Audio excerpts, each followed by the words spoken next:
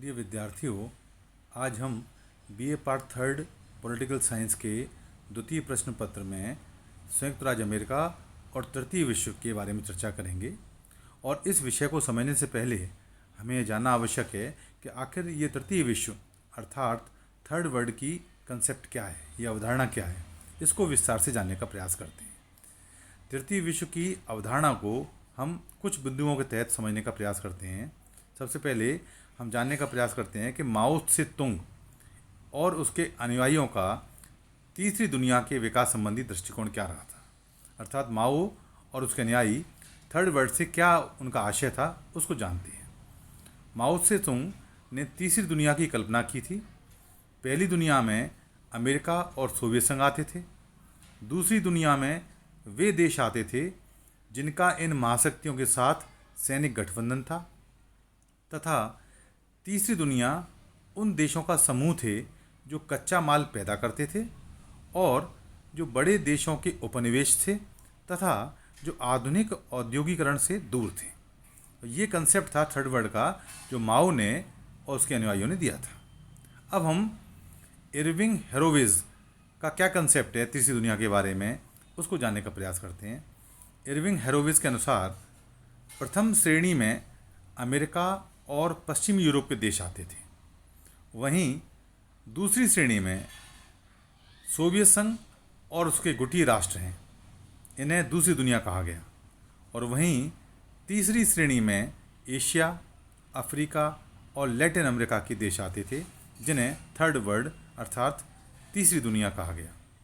अब हम third world quarterly जो लंदन से प्रकाशित होती थी, उसके एक लेख के अनुसार जानने का प्रयास करते हैं कि थर्ड वर्ल्ड कंट्री कौन सी हैं या तीसरी दुनिया किसे कहा जाता है। उसके अनुसार लगभग 130 अफ्रीकी, एशिया और दक्षिणी अमेरिकी देश अपने को सामूहिक रूप से तीसरी दुनिया कहते हैं। वे अपने को विकसित पूंजीवादी और केंद्रीय नियोजित समाजवादी देशों से अलग रखकर अपनी पहचान स्थापित करते हैं। इस प्रकार आप समझ गए होंगे कि तीसरी दुनिया अर्थात थर्ड वर्ल्ड देश कौन से हैं, तीसरी दुनिया किन को कहा जाता है। अलग अलग विचारकों के अलग अलग विचार थे, लेकिन निष्कर्ष रूप में हम ये कह सकते हैं कि तीसरी दुनिया के देश वो देश हैं जिनकी अर्थव्यवस्था पिछड़ी हुई रही है, जो विकास से काफ़ी दूर हैं, जो लंबे समय तक उपनिवेशवाद, साम्राज्यवाद के शिकार रहे हैं, जिनकी अर्थव्यवस्था बहुत कमज़ोर है, जो कच्चे माल का निर्यात करते हैं, जो विकास से काफ़ी दूर हैं। इस प्रकार के पिछड़े हुए, अल्प विकसित, जो विज्ञान और तकनीकी ज्ञान से काफ़ी दूर रहे हैं, जो लंबे समय तक बड़े बड़े यूरोपियन और उत्तर के जो विकसित देश हैं उनके उपनिवेशवाद और साम्राज्यवाद के शिकार रहे हैं। और द्वितीय विश्व युद्ध के बाद जब इन्होंने आज़ादी प्राप्त की और स्वतंत्र हुए तो इनकी अर्थव्यवस्था काफ़ी पिछड़ी हुई थी, विकास के दौर में थी। इसलिए सामूहिक रूप से इन देशों को हम तृतीय विश्व के देश कह सकते हैं। तो एक प्रकार से तृतीय विश्व के देशों की कल्पना को या संकल्पना को हम एक आर्थिक संकल्पना के रूप में ज़्यादा पहचानें तो उचित होगा, क्योंकि इसमें अर्थव्यवस्था पर सबसे अधिक जोर दिया गया है। ये वो देश हैं जिनकी अर्थव्यवस्था पिछड़ी हुई है। अर्थव्यवस्था के पिछड़े होने के कारण भिन्न भिन्न प्रकार के हो सकते हैं, लेकिन द्वितीय विश्व युद्ध के बाद आज़ादी प्राप्त करने के बाद जो देश विकास के दौर से दूर थे, जिनकी अर्थव्यवस्था पिछड़ी हुई थी, उनको हम थर्ड वर्ल्ड मानते हैं। इस प्रकार आपको थर्ड वर्ल्ड का एक शाब्दिक रूप से कंसेप्ट क्लियर हो गया होगा कि तीसरी दुनिया कौन सी है। अब हम तीसरे विश्व के इन देशों की प्रमुख विशेषताओं को समझने का प्रयास करते हैं, जिन आधार पर हम तृतीय विश्व के देशों को चिन्हित कर सकते हैं, उनको पहचान सकते हैं। पहला इसमें है जीविकोपार्जित कृषि एवं बागवानी प्रधान अर्थव्यवस्था। अर्थात ये जो देश रहे हैं, इनका जो जीविकोपार्जन है या तो कृषि के माध्यम से होता है या इनकी अर्थव्यवस्था बागवानी प्रधान होती है। तकनीकी ज्ञान एवं आधुनिक विज्ञान के अभाव में तीसरी दुनिया के ये अल्प विकसित देश अधिकांशतः कृषि पर निर्भर रहे हैं। यहाँ कृषि व्यवसाय नहीं बल्कि जीविकोपार्जन व बागवानी पर आधारित है। दूसरी जो विशेषता है इन देशों की, वह है निर्यात पर आश्रित। तीसरी दुनिया के देश निर्यातों पर अधिक आश्रित होने के कारण तथा विदेशी बाजारों को स्थितियों में निर्यात नियम आदि विभिन्न वस्तुओं के मांग में जब कभी उच्चावचन होते रहते हैं जिनका प्रभाव इन देशों की अर्थव्यवस्था में होता है। तीसरी विशेषता है जनसंख्या वृद्धि। विकासशील देशों में जनसंख्या वृद्धि से आर्थिक कठिनाइयाँ उत्पन्न होती हैं, ये अक्सर देखा जाता है। अस्थिर राजनीतिक व्यवस्था।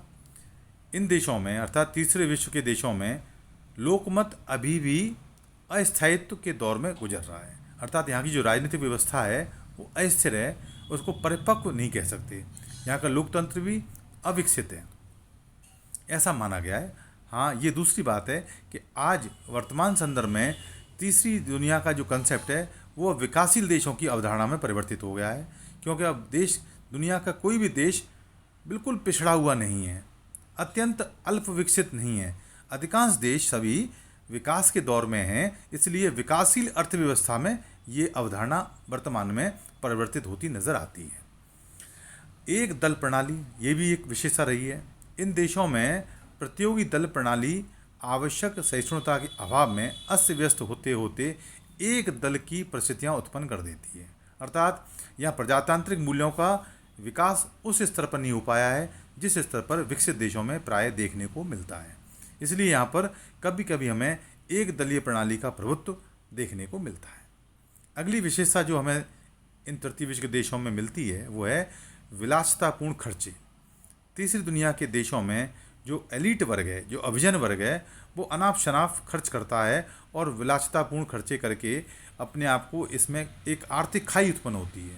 इन देशों में हम देखें तो कुछ लोग अत्यंत गरीब हैं और कुछ लोग बहुत बेहद अमीर हैं, तो ये जो अर्थव्यवस्था की जो खाई है वो इन देशों में काफ़ी बड़ी है। सैन्य सामग्री पर खर्च।